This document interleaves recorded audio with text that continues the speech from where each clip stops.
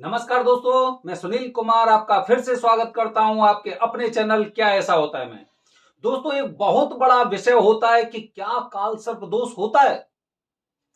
बहुत से लोग कहते हैं काल सर्प दोष नहीं होता, लेकिन उन लोगों से पूछिए जो पूरी तरह से अपने जीवन में सक्षम होने के बावजूद भी उस मुकाम तक नहीं पहुंच पाए हैं।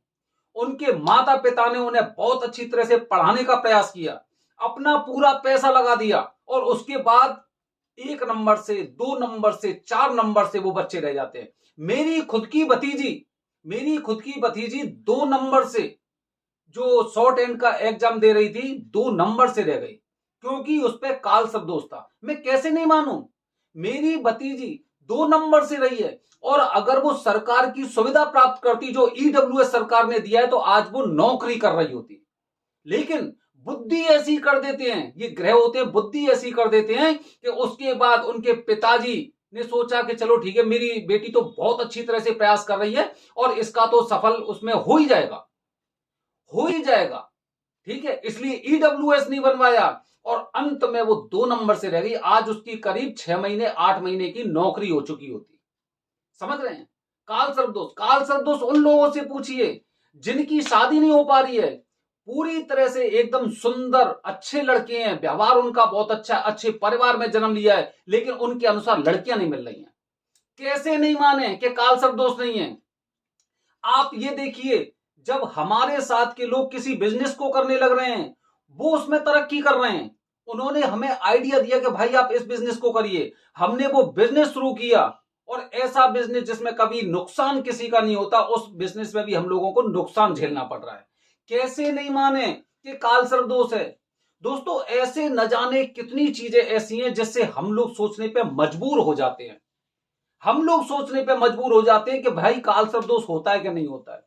तो खैर, इन सब चीजों को छोड़ देते हैं, ठीक है, क्योंकि जो लोग विश्वास करते हैं वो ठीक है, और जो विश्वास नहीं करते हम उनसे कोई जबरदस्ती नहीं कर सकते, क्योंकि जिन चीजों को हम देखते हैं उन चीजों के बारे में ही हम थोड़ा सा विचार विमर्श कर सकते हैं या फिर लोगों को जानकारी दे सकते हैं। मेरी इच्छा है मैं उस पर विश्वास करूं या ना करूं।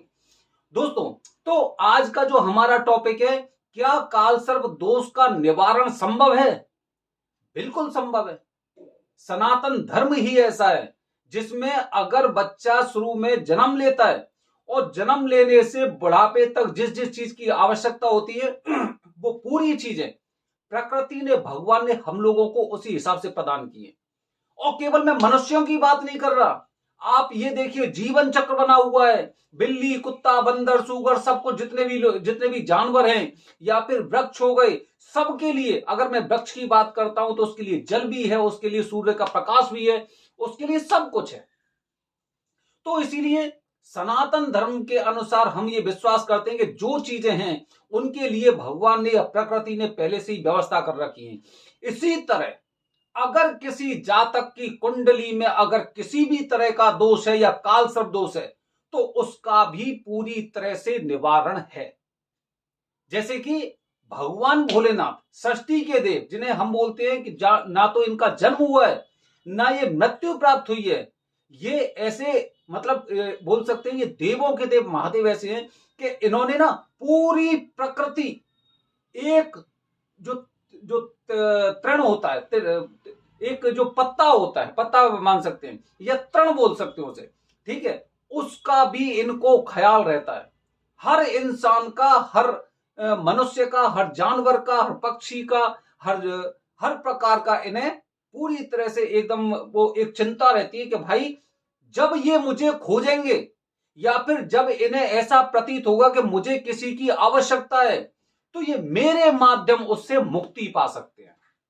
तो इसी तरह दोस्तों, काल सर्प दोष का निवारण क्या हो सकता है, और अगर हो सकता है तो कैसे होगा, कहां होगा, किसके द्वारा होगा, और उसके लिए हमें क्या करना पड़ेगा, तो वही वीडियो में अपनी वीडियो के माध्यम से आपको बताने जा रहा हूं। वो जानकारी दोस्तों, काल सर्प दोष का सफल निवारण होता है, बिल्कुल होता है, लेकिन आपको कुछ स्टेप्स ऐसे होते हैं, कुछ जैसे कि कहते हैं ना, कुछ कदम, कुछ सीढ़ियां ऐसी होती हैं जो आपको फॉलो करनी चाहिए।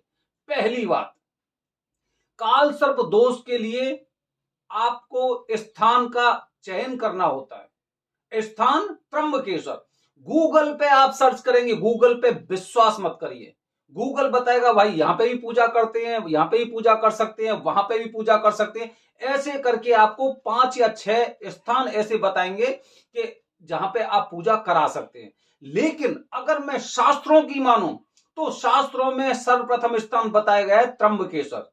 त्र्यंबकेश्वर महाराज की पूजा, जहां पे उस स्थान पे पूजा होती है, उस पूजा को देखते देखते और भी काफी जगह इस तरह की पूजा होने लग गई है।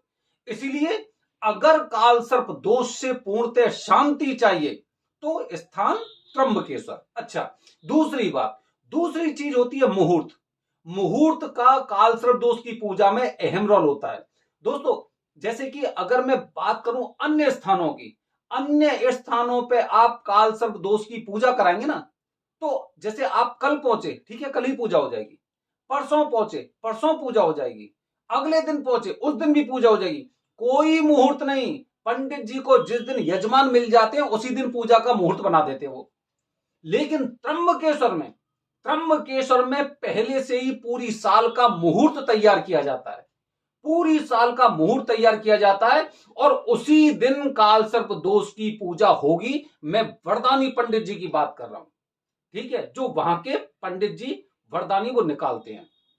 वैसे तो वहां पे भी कभी भी आप जाएंगे तो पूजा हो जाएगी, निर्भर करता है कि आप किसके चंगुल में फंसे हैं, ठीक है। अच्छा, तीसरी बात दोस्तों होती है पंडित जी। वरदानी पंडित जी के द्वारा कराई गई पूजा 1% भी आपको संदेह नहीं होगा कि मेरी पूजा सफल नहीं होगी। पंडित जी वरदानी, शुभ मुहूर्त, स्थान त्र्यंबकेश्वर, तो आपकी पूजा को सफल होने से ना कोई नहीं रोक सकता। मतलब यह है कि भोलेनाथ की कृपा आपके ऊपर पूरी तरह से आ चुकी है।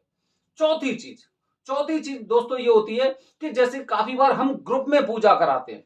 ग्रुप में पूजा का मतलब ये हो गया कि 5 से 10 लोग बीच में होते हैं, मतलब पंडित जी पर आपका अधिकार उसी के अनुसार होगा। जैसे 10 लोग हैं तो 10%। अब 10% आप पूजा कर रहे हैं और आपको फल चाहिए 100%, पहली बात।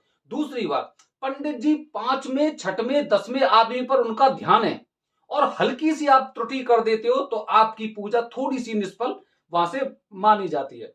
जैसे कि अगर किसी मंत्र का आप उच्चारण करते हैं तो मंत्र का उच्चारण अगर कहीं पे भी गलत हो जाता है तो उसके दुष्परिणाम भी होते हैं। इसीलिए प्राइवेट पूजा को महत्व दिया जाता है। अगर आप पूरी तरह से कहते हैं सक्षम नहीं है तो आप ग्रुप में पूजा करा सकते हैं। लेकिन अगर आपका भूतकाल अगर ऐसा रहा है कि आपके पास पैसा रहा है और एक उम्मीद भी ऐसी है कि आप भविष्य में भी बहुत अच्छा पैसा कमा सकते हैं, तो आपको प्राइवेट पूजा करानी चाहिए। ये 4 बातें बताई मैंने, पांचवी बात बता रहा हूं। पांचवी बात दोस्तों क्या होती है? पांचवी बात ये होती है कि पूजा करने के पश्चात जो 40 दिन के नियम होते हैं, 40 दिन के नियमों का आपको एकदम तरीके से पालन करना है। जैसे कि 40 दिन के नियमों की बात करता हूं मैं। काफी लोग कहते हैं मैं तो मेस में खाना खाता हूं। अब मेस में खाना खाता हूं तो जैसा मिलेगा वैसा तो खाना पड़ेगा, कोई बात नहीं है। लेकिन जब वो घर जाते हैं तो उसके बाद वो कहते हैं अरे मेस में भी तो खाना खाया था, कोई बात नहीं, यहां पे भी लहसुन प्याज का खाना खा लेता हूं। ये नहीं, ये नहीं, नियम नियम होता है। आप किसी के पराधीन हैं तो उस समय आपके नियम अलग होते हैं। जब आप स्वतंत्र हो जाते हैं तो वो नियम भी उसके अनुसार बदलते हैं। तो जो 40 दिन के नियम है उनका भी आपको एकदम तरीके से और बेहतरीन तरीके से आपको उनका पालन करना चाहिए। दोस्तों, इस तरह से कालसर्प दोष का निवारण होता है, बिल्कुल होता है। जितने लोग पूजा करा के जाते हैं सभी लोगों से पूछिए, जिन जिन लोगों ने पूजा कराई है, जैसी उनकी भावना होती है ना उसी तरह से उनको रिजल्ट निकलते हैं, परिणाम मिलते हैं उसी के अनुसार। मेरी भावना ऐसी कि मुझे लगता है कि हाँ भाई मैंने पूजा कराई, मुझे फल मिलेगा। काफी लोगों की भावना के बारे में बता रहा हूं। एक इंसान है जो कुंभ नहाने जाते हैं। अब कुंभ नहाने के बाद सब लोग उधर से आ रहे हैं कि भाई मैं तो शुद्ध हो गया क्योंकि कुंभ में स्नान कर लिया। एक बंदे से पूछा तुम भी तो कुंभ नहा के आए थे, तुम शुद्ध नहीं हुए? तो उन्होंने क्या बोला, अरे मैंने उस पार से नहाया था ना, इसीलिए मुझे थोड़ा सा संदेह है। अब संदेह है तो संदेह का मतलब ये हो गया कि आप कुंभ तो नहाने गए, लेकिन आपका नहाना ना पूरी तरह से आपकी आत्मा भी नहीं माननी है, आपका शरीर नहीं मानना है। और जब ये दोनों चीज नहीं माननी है तो आपने कुंभ नहीं नहाया है। तो दोस्तों ऐसी चीजें होती हैं। काल सर्प दोष का पूर्ण रूप से समाधान है, इलाज है, निर्भर करता है कि आप भ्रमित हो रहे हैं या फिर पूजा करा रहे हैं मन से, श्रद्धा से भगवान भोलेनाथ जी के स्थान पर। बने रहिए हमारे चैनल के साथ दोस्तों। अगले वीडियो में फिर मैं कुछ जानकारी दूंगा और कुछ ऐसी जानकारी दूंगा क्या ऐसा होता है। हर हर महादेव।